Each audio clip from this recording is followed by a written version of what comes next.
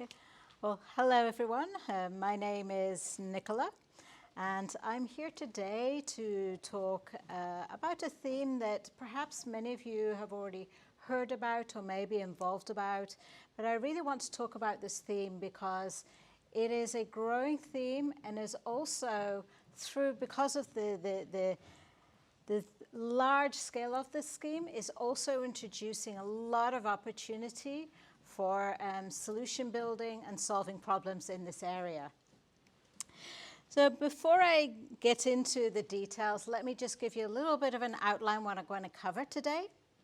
So first of all, I'll just give a very brief introduction about who I am and the company that I founded and we're working with right now. Then a little bit of background about SMEs, particularly in Japan. My main focus is in Japan. Although we do connect with the Five Eyes countries around the world as well.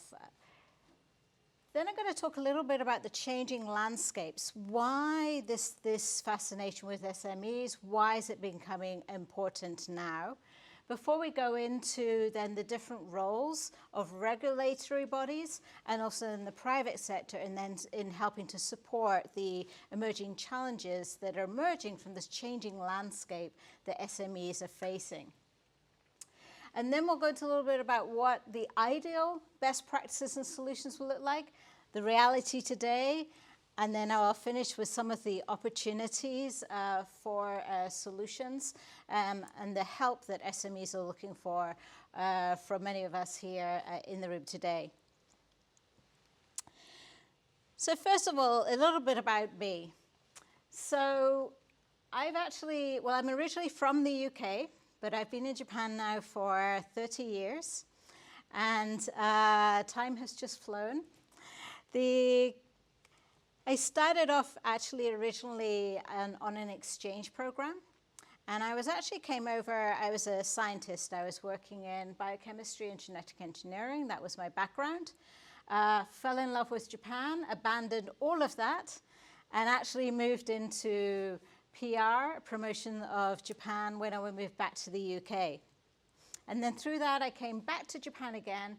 And through my career, I've worked through government, particularly on the environmental standards and the technical standards side. Then for NTT Docomo, working on telecommunication standards, the private sector.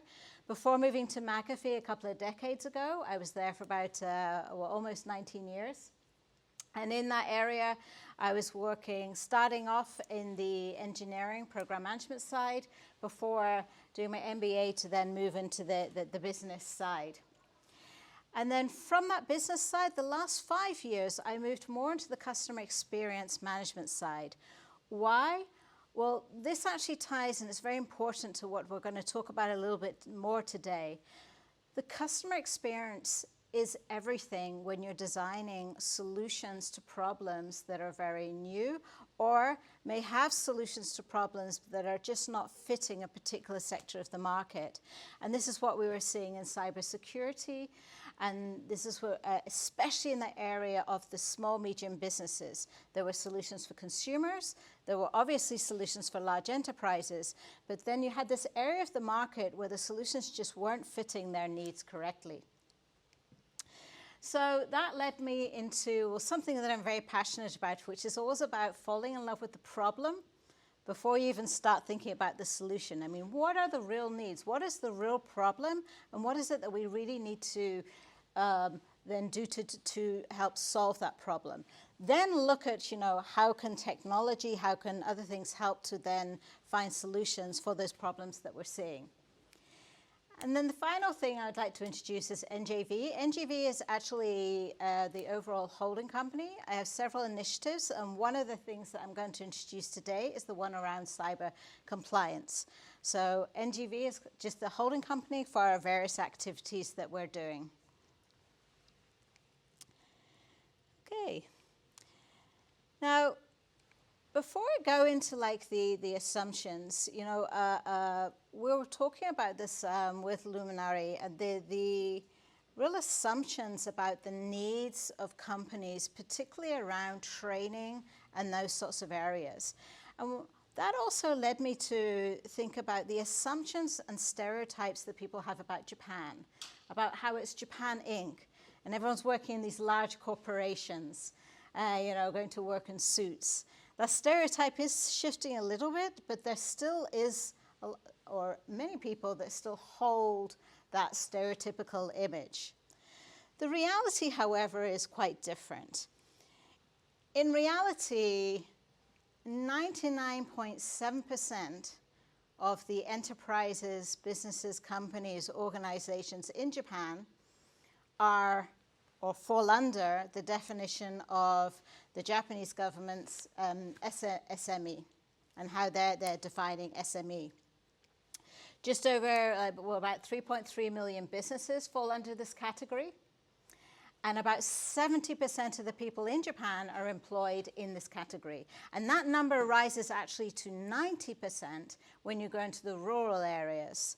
And these can be everything from small little family businesses to what we call the hub and spoke businesses that are part of a larger supply chain, doing very specialist needs in a part of a bigger supply chain. The chairman of the Japan Chamber of Commerce, JCCI, he talks about something what's called a Ishigaki theory. The Ishigaki theory is one, I don't know if you've ever been to Ishigaki, it's an island in the Okinawan Islands. And they create walls by being able to take large stones and small stones and build walls without any need for cement or filler. They just fit them all together and it works. And it holds up that wall. And that's that Ishigaki theory about the collaboration between small and large enterprises and companies in Japan and how they look at that supply chain. So rather than that very sort of linear upstream, downstream that we look at, think of it more of a sort of a hub and spoke type of model, as well as, of course, the more traditional upstream, downstream model.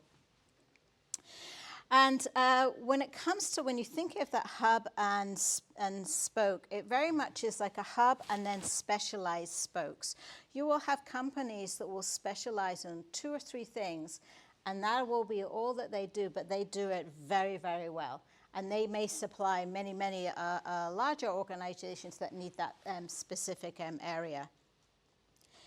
Now, you may be wondering why I'm going into the detail about all this discussion. It will become obvious later on in my presentation what the connection is then with threats and risks and the need for more cyber resilience. But just before I go into this, I will want to pull out one thing that also came from JCCI, and that is that the SMEs, particularly the S of the SMEs in Japan, really do have the potential to innovate, to adopt new technologies like generative AI, other emerging technologies like blockchain and areas like that, much faster in some cases than the more traditional larger companies for 3 main reasons. One, they're much closer to what's called gemba, or like the front line or in the factories. Number 2, faster decision making because they're smaller, they're nimble. And number 3, just because of the nature of the business, they have been used to being able to adapt and change a lot more than, say, a much larger corporation that can afford to keep things or can afford to go at a slower pace. So they have that potential to innovate, but what is stopping them from realizing that potential? And that's what we're going to explore. So the changing landscape that's really speeding up the changes in SMEs in Japan, those that are embracing it and those that are perhaps dying off. You know, the bankruptcies in Japan must have been some of the highest in the last couple of years due to a number of factors, not just changing, it's also succession planning and other things like that. But there's kind of a perfect storm of changing landscape in Japan. It's not just about the emerging technologies, but there's some other macro factors that are also impacting the need for them to shift and change the way that they operate and do business to stay competitive and stay viable. So we're going to explore a little bit about that changing landscape next. So the first one is the change in the increase in risk exposure. So what do I mean by the change in risk exposure? Well, there are several macro areas at play here. The first one is the economic changes in the last couple of years. By that, I mean the weakening yen, which really can have a significant impact on the ability for businesses to be able to continue, especially if they're in the areas of retail or food industry or anywhere that relies a lot, or including manufacturing, that relies a lot on parts or raw materials where they are importing. We all know that Japan relies heavily on importing in a number of industries. And with the weakening yen, that makes it a lot more expensive for these companies to import what they need in order to sustain it. You may have heard that, well, you know, the other way around, well, the exporting for Japanese companies, that's beneficial, right? Because, you know, weakening yen means that they can export and at a more competitive price. Unfortunately, the data, according to the sources that I've read, is that the major beneficiaries of the weakening yen in terms of the exporting are the final producers, meaning those larger organizations, and not the smaller SMEs that tend to be part of the domestic chain and are being competitively pressured for that pricing adjustment to almost like their profit margins being squeezed to a point where it's very difficult to continue. The second macro factor that's impacting them is in two parts. One is the demographics. We know that Japan is one of the fastest aging countries in the world. And with that comes a whole series of challenges, a shrinking workforce. Although some of that workforce has been bolstered by a lot more females. There are more females now working than there were, say, 20 years ago, 15 years ago. But there's also more elderly and seniors that were working past what used to be the traditional retirement age. However, there is a lot of problems in the SME about succession planning. So when you've got companies that are very specialized in doing what they're doing and may have been doing that for several years, maybe generations, what we're seeing is that the younger generation, when it's a family business, may not want to take that business over. Or the practices, when you've got perhaps, for want of a better word, leaders who have been used to be doing it one way for 20, 30, maybe even 40 years and are very resilient or resistant to change rather, and are finding it difficult to make the changes to then be able to attract the younger workforce talent that's needed to be able to help them continue in their field.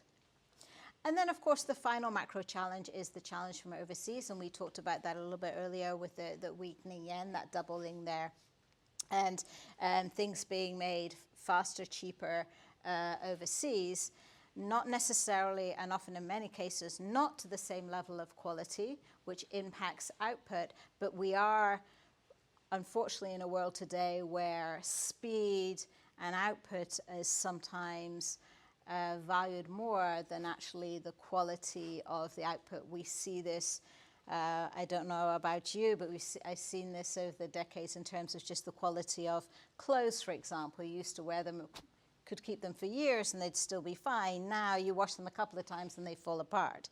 So this is that sort of speed and getting things out in quantity over that quality. And Japan stereotypically, for the most part, really excels in that quality and expertise that's not quite as valued as much on that global scale. So that's the macro trends. Going on to another trend that is impacting their change, and that is digital transformation. Now, you will probably be aware that there has been a huge push over the last few years from the government and also private sector as well, but particularly from the Japanese government for small businesses to really transform their business practices from the sort of analog and way that they've been doing business for many years to more digital ways of operating. From the government's perspective and the economy as a whole, that makes sense because you want things more connected, you want things more efficient, you want things moving into the direction that the rest of the world is going. But this opens up challenges because what's happening is that you've got small businesses, particularly those businesses that are industries that are not that technical. They are focusing perhaps in areas that haven't really needed the technology. But they're getting the grants and they're getting the support to be able to push and digitalize. But they're doing this with very little expertise and very little understanding of what they actually need to do. And so instead of approaching it from a strategic perspective of, okay, let's look at our business, which parts of these could we perhaps focus on and prioritize and digitalizing and first, and which parts actually can wait until later or don't really need to be changed. Instead of taking that approach, they're more succumb to like the bells and whistles of new technologies or off-the-shelf or expensive offerings that they have no clue on how to operate, so then they have to, get, specialists in to operate it, and B, perhaps didn't even really need in the first place. I often use the analogy of, yes, it must be wonderful to have like a Formula One racing car, but if your mechanics can only work on bicycles, then you've got a useless, very expensive piece of machinery that's not going to be of much use. So being able to match the speed and the strategy and where the business needs to the technologies that they need is vitally important, and we're not seeing that. What we're seeing is that mismatch there.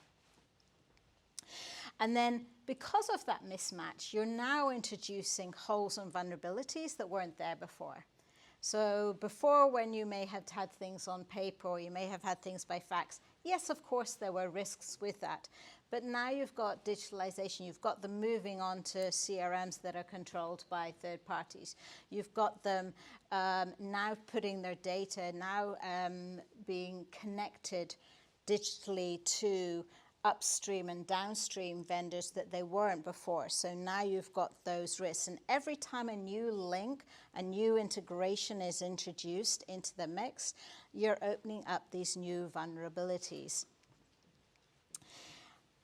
The other one is that I talked a little bit about the minimal expertise, but there's also the minimal resources. So they may start doing something like this, they may buy into these tools, but they're not having the expertise nor the resources to keep them going, and it may only get semi-used, again, introducing further risk when things are not being properly managed, not being maintained, not being controlled. Another area, because the SMEs are, and particularly small businesses are being really pressured and encouraged to move into this sort of the digital. And when I say use a digital transformation, I mean it in the broad senses of the world. I don't mean just like specific operational digital transformation. I mean anything where you're using technology to bring them onto something that's either online or digital or automated in a way that they weren't doing it before. And when large companies do this, they'll obviously often bring in specialist integrators, consultants, and they'll do it over like a 12-month project, and they're looking at the risk, they're looking at many aspects of it. Small businesses often don't have that luxury. And there's often very little information tailored to help small businesses and medium-sized enterprises cope with the not just the buying of the shiny new tool, but what does that mean in terms of actual integration? What does that mean in terms of actually training your staff to be able to shift and change the way that they've been working? You can't just throw a manual at them and expect them to understand it. And that is often lacking. And because that's lacking, you're again then introducing more and more risk with every lack of understanding and door that leaves open.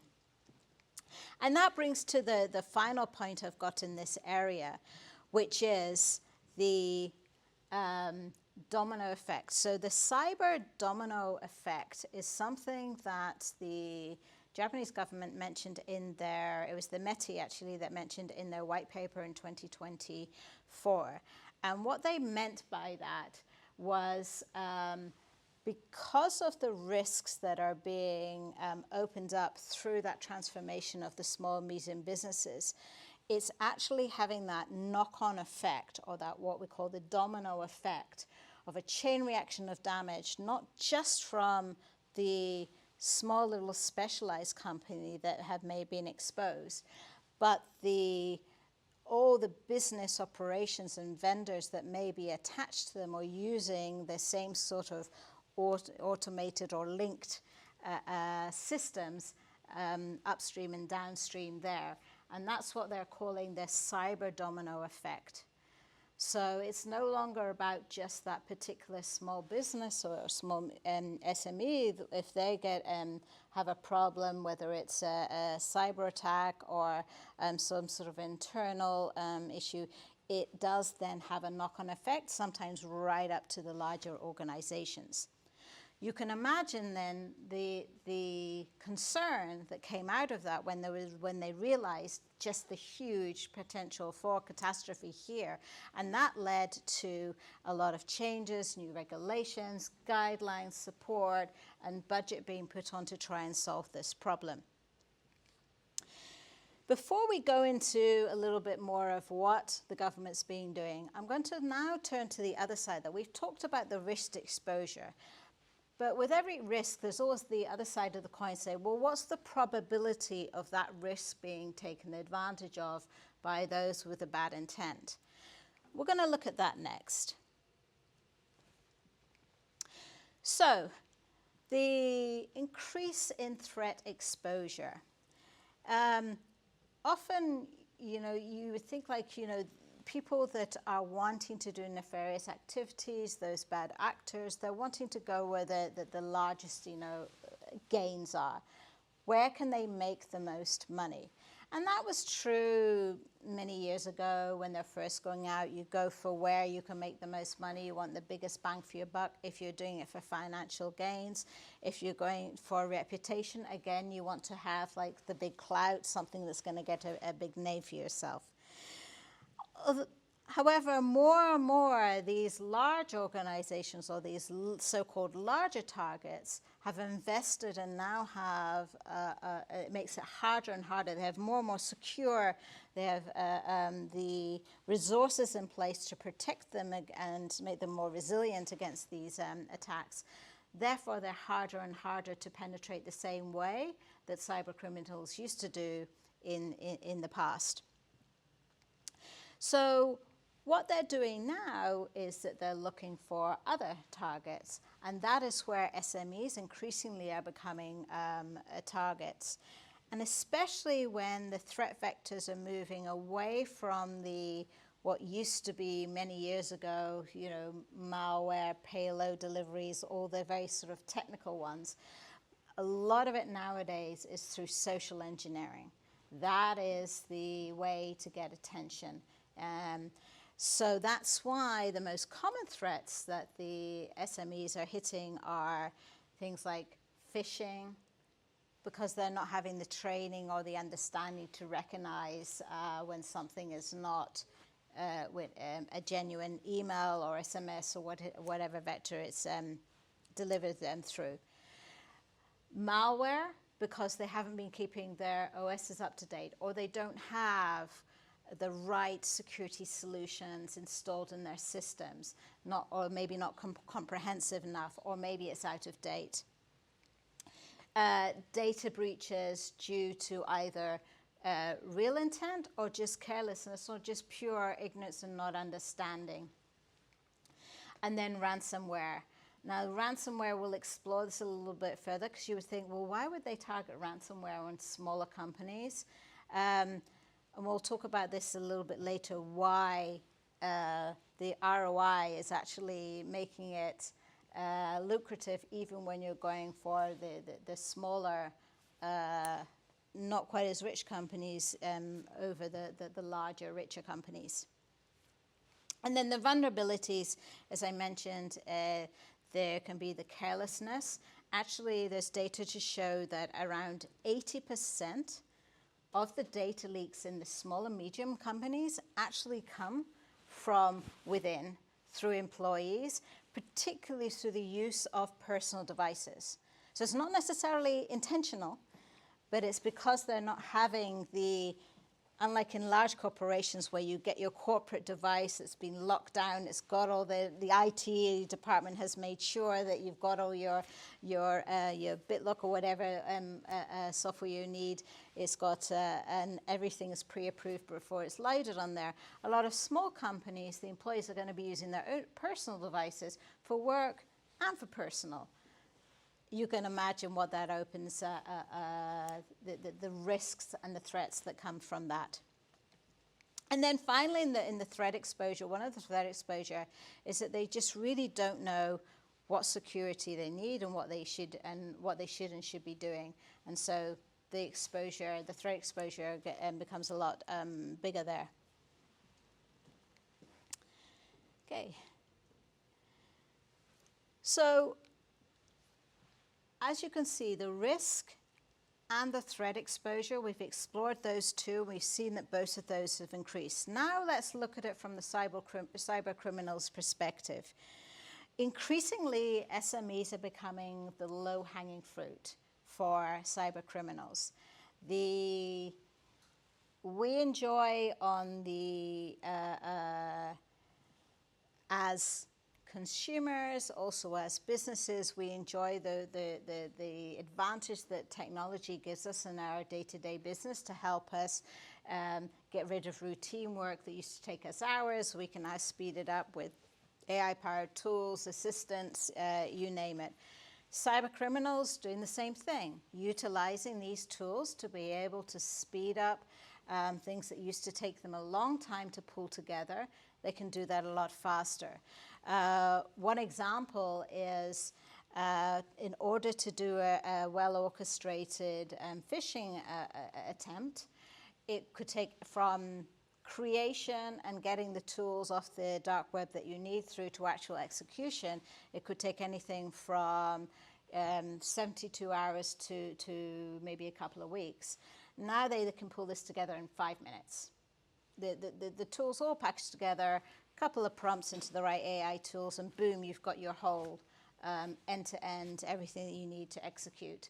So the cyber criminals now can afford to be able to target those that may only have like little incremental return, but because their investment in actually pulling together the attack was small, they can go for those lower hanging ones.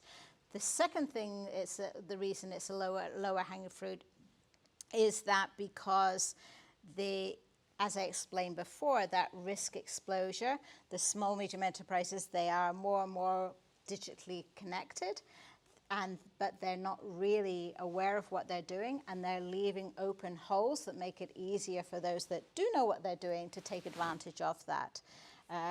Poorly patched, not up to date, credentials that are very easy to find out and to manipulate in order to get unauthorized access into systems. And that is a problem from this last statement here, because they've realized that as more and more, especially in Japan, with that, if you remember what we discussed about the hub and specialized spoke, or just like that reliance on these supply chains, once they can get in through that weak link, they can get in and then target those more lucrative, larger opportunities upstream. And it's actually happening. I'm sure several of you have heard about these already in the newspaper, about Asahi breweries. They had to almost halt production, and several places, restaurants, bars, convenience stores were running out of beer. And it was originally reported in the media as an attack on Asahi breweries. It wasn't actually an attack on the breweries. What it was, and this is a quote here from a senior executive in the company, saying it was a sophisticated and clever cyber attack beyond anything the company had expected. Why hadn't they expected it? Well, actually, it didn't originate from within there. It originated further upstream with a supplier, a part of their supply chain. In other words, that very sort of weak link that we were talking about.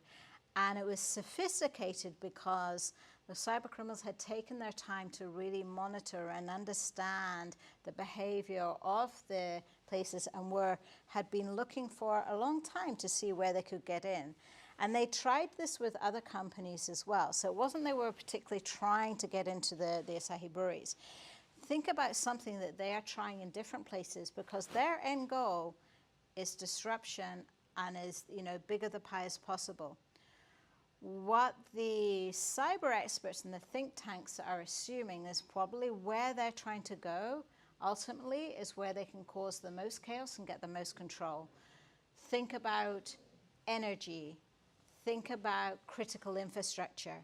So what they're doing with these companies, both with Asahi and Muji, similar thing, downstream on the delivery partner, but it was Muji that had to shut down their online domestic shopping. Huge loss, hit their share price. These sort of attacks we're going to see more and more, and it is not because they're wanting to attack these particular companies. They are trying different ways, and they are learning and learning and learning. So with that, let's look at what Japan is doing right now to try and reverse some of this and take proactive action. The first thing is the regulatory support. So back in 2024, I mentioned that the government actually did a survey and just found the extent of the problem and the risks that they were exposed to with SMEs. Some of the highlights here I've got on the screen here. What came out of that there is some increased budget and increased intentional focus on developing support and guidelines and policies for SMEs. Up until then, the policies had been very general. There'd been a little bit of information, but it wasn't really targeted to how SMEs operate, think, and what they need in order to be able to take the action that they need. So they came up with some much simpler ways, really getting it down to the fundamental basics. One of the things they came up with was really focusing on the 5 fundamental things that a company needs to do. For everyone else in the room, these will seem very common sense and basic things, but a lot of small and medium businesses, especially if they're not technical at all, were not doing these. And so we really needed to get them to be doing these most basic things. The second thing is that they updated the guidelines to make them a lot more appropriate for those companies. The next step is they actually went to something what's called the Star 2 level. They've got a Star 1, which as I showed you previously. The Star 2 is where they go through what they call a 5-minute security assessment. I went through this assessment. I've worked in cybersecurity for 20 years. I can tell you this took longer than 5 minutes. It is not a 5-minute assessment. So this led me to think, how many small, medium businesses, I mean, don't get me wrong, the information in here is great. They've put a lot of attention and detail to this. This is really well thought out. But I'm concerned about how many companies are really going to be able to understand this and utilize this. So with that, we turn to other global regulatory that are perhaps a little bit further ahead than Japan, started things a little bit earlier. I just looked at a couple of the 5 countries, UK and Canada. UK, obviously, because it's where I'm from. They have a program that is more mature than Japan has. The reason I say it's more mature is the government produces the policies and the guidelines of it, but they have a very well thought out scheme with industrial bodies that then cover the consultation, the assessment support. They have cyber experts, and you can do everything from the free version right up to the white glove version to help you execute on this. So they've got that lovely balance of government setting it out, but instead of just throwing it out to the SMEs and say you're on your own, they've also got a whole industry supported scheme that really helps them do that, along with centers. The more you go for, the more qualified you go up on from the essentials up to the higher levels of certification, that then allows you access to, say, bid on government contracts or bid on other systems. So very well thought out. Canada as well, they base it on what's called a community-driven scheme, meaning that they're not expecting every little SME to do everything by themselves, and so they encourage information sharing. They encourage SMEs to get together, and they have initiatives to help that. Japan is looking at these very intently and are starting to adopt these, but are behind and are catching up in these schemes. So that leaves then the private sector. Where can we play to help the Japanese government, to help in what's these problems in Japan, to be able to support the SMEs? Well, in an ideal world, these are the areas that and I spent some time with contacts at IPA and METI to really understand where do they really need help from the private sector. And these were the areas that they came back with. They said the first one, number one, without a doubt, training and awareness. A lot of the SMEs are not even aware of the information the government provides, let alone that they're open up to risk. They're really not aware.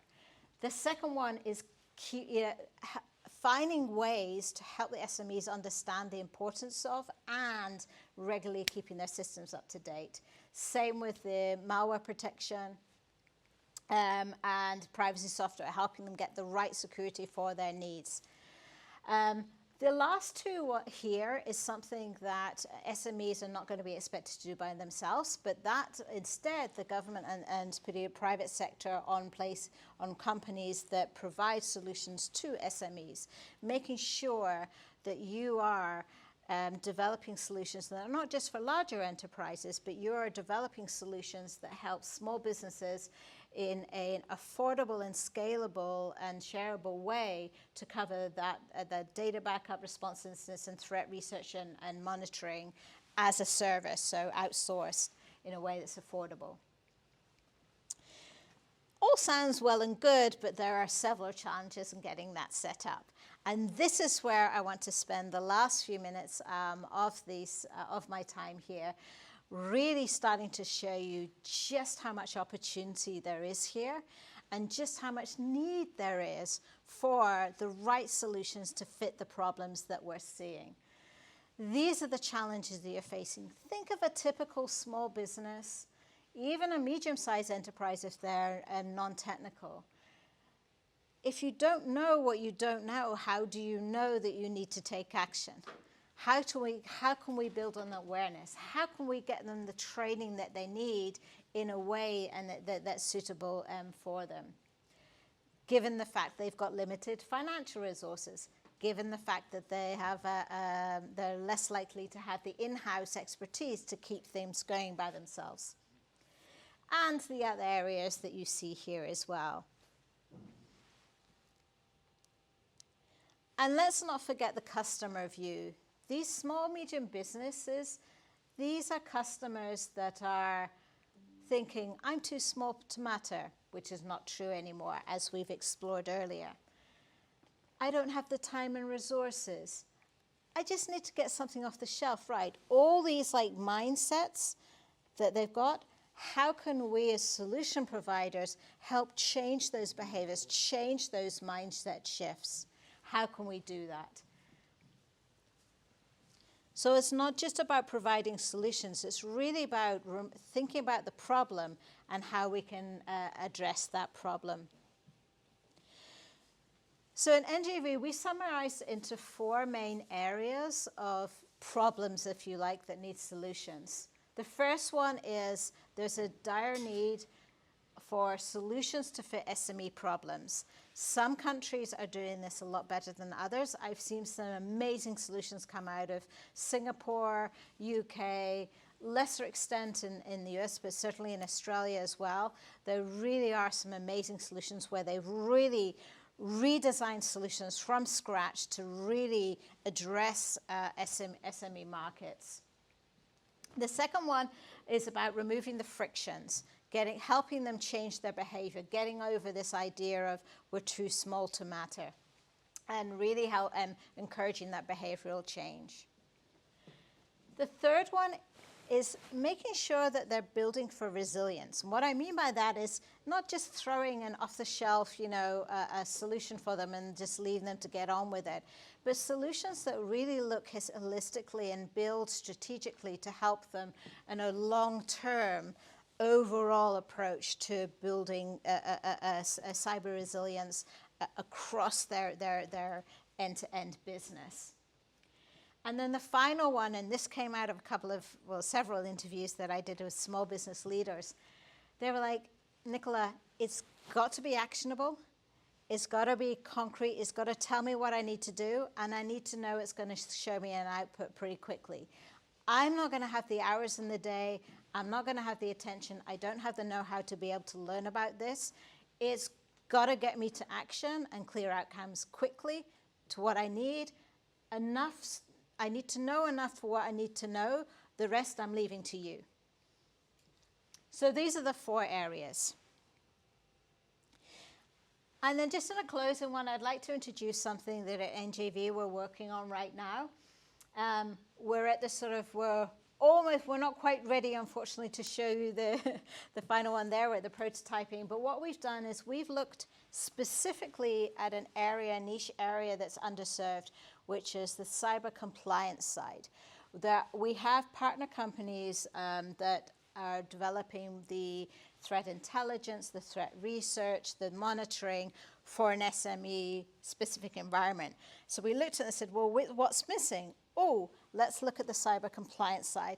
There are very few companies doing this. So what we're doing is starting from the ground up, redefining, utilizing IPA's guidelines and METI's guidelines and the star 1, star 2 approach, taking that but creating it, utilizing technology, yes, some AI, yes, other technologies, to create something that makes it much easier and more intuitive and user-friendly for small businesses to assess, train, and also prove compliance in this area of cyber compliance. Those 5 to-dos and that 5-minute assessment is a core part of what we're building out on there. And then finally, before I open up to questions, we're doing our little part in NGV, but there is so much more opportunity out there. So I just wanted to summarize quickly the takeaways that we spoke about today. The increased risks, opening up the opportunity there. The more governments doing their part, but needing help from the private sector.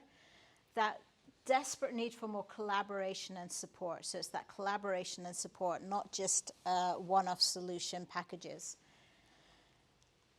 And really emphasize again that opportunity for the right solutions. Deliberately just a blank red space there because I don't know what that looks like today. So our actions then, coming from the solution provider developer side, is really about taking a look and understanding the SME challenges from their perspective. What are the problems that they have? We know what the macro problems are. There's plenty of information there, but let's look at it from walking in their shoes, understanding it from their perspective. How can we build more holistic, strategic solutions that help them end to end, not just a plug and play that would be suitable for larger enterprises but don't work in their systems? And getting it down to that affordable, scalable way that they need to do it, because they don't have the budgets of the big enterprises. They need it in a more shareable way. They need to be part of something bigger. And by doing this, thinking about how you're actually helping the backbone of the whole Japanese economy. 99.7% of the businesses in Japan fall under this category of SMEs. So by working in this and helping to solve and protect and secure these companies and making them more cyber resilient, we are helping the backbone of the whole Japanese economy. And then I would just like to close before I have the questions, say, we are open for the right inquisitive and problem-solving minds to come and join us at NJV, particularly looking for developers to expand and help architect on the solutions. There are plenty of problems out there to solve, and we really want to help solve them. So thank you very much.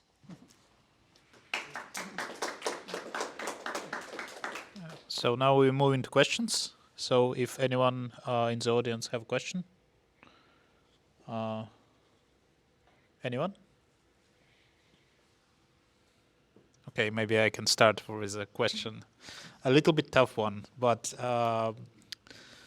so when we talk about updates, irregular updates, so there are cases like where there is a vulnerability embedded into update.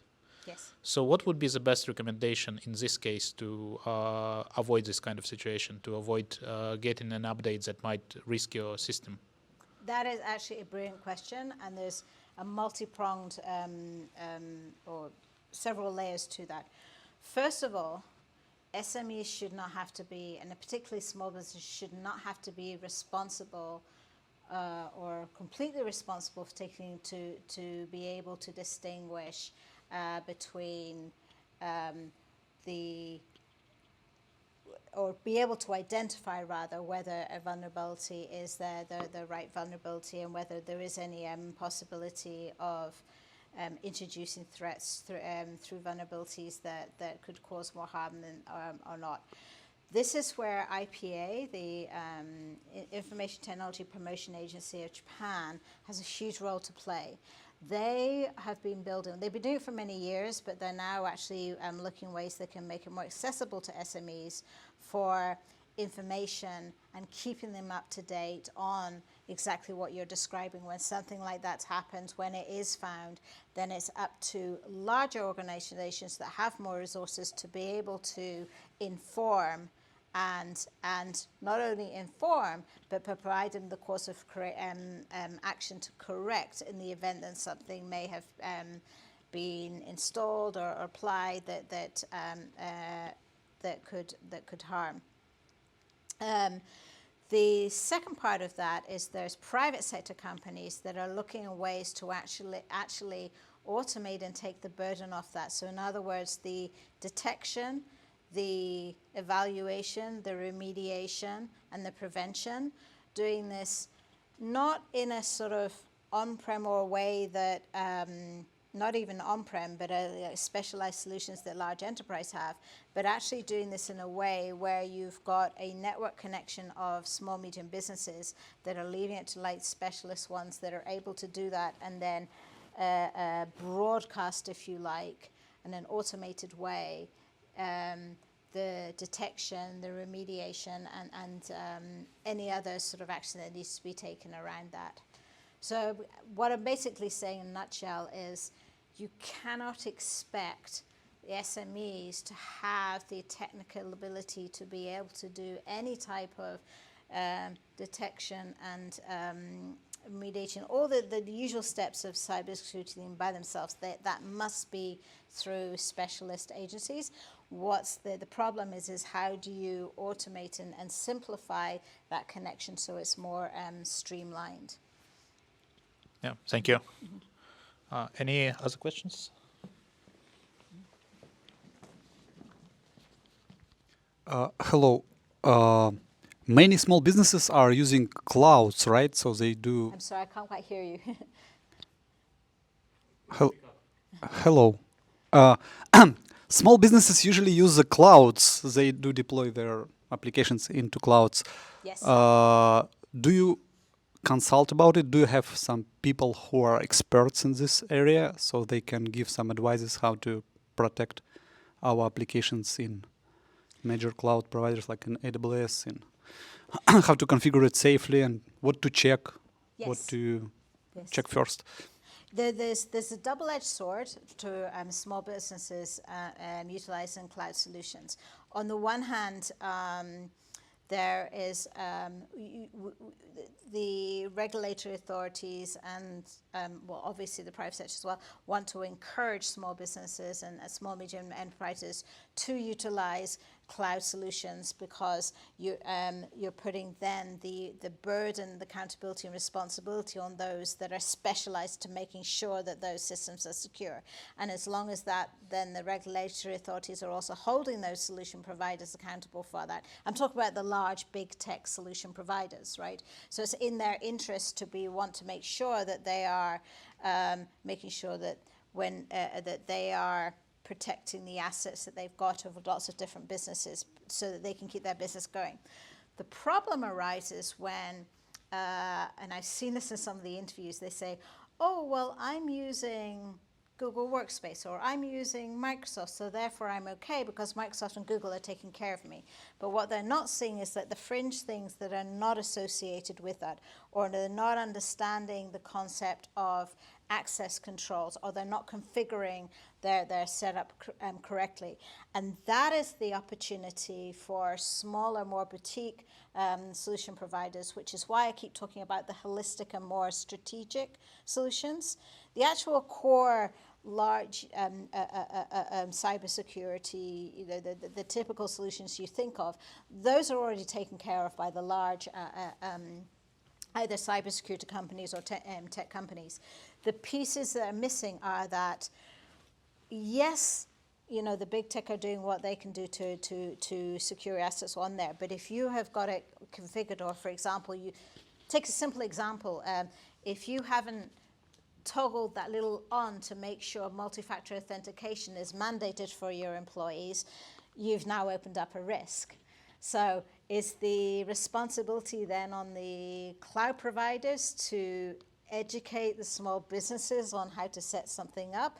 Or is there an area there where there's something a little bit more boutique and more sort of face-to-face, more hands-on, that can help them be aware of their part and their responsibility when they're taking on these third-party solutions? I hope that answers your question. Thank you. Yeah, unfortunately, we don't have any more time. Oh, yep, so. Yeah, so like, if there's like any questions online, we can basically forward them to our social media, and we can forward them to Nicola, and she can answer them later. Yes. And maybe we can do even a podcast sometime. Yes. Yeah, thank you. Thank you so much for your time today. Thank you for your attention. Thank you.